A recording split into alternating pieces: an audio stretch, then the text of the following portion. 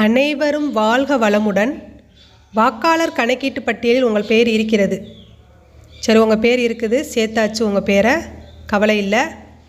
இருந்தாலும் உங்கள் அடையாள அட்டையில், அடையாள அட்டைங்கிறது என்ன அப்படின்னா உங்கள் ஓட்டர் ஐடி, ஏதாவது புதுசாக திருத்த செய்ய விரும்பினால் நீங்கள் ஏதாவது இதில் மாற்றணும் அப்படின்னு நினைப்பீங்க இல்லையா?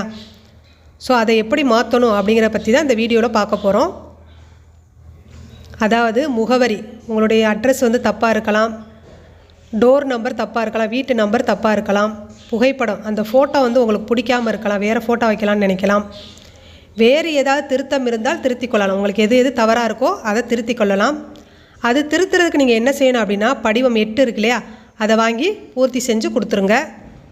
அது எங்கே கொடுக்கணும் அப்படின்னா, வாக்காளர் பட்டியலின் பெயர் சேர்க்க, நீக்க, திருத்த, மேற்கொள்ள, மாறுதல் செய்ய சிறப்பு முகாம்கள் நடைபெறுகிறது.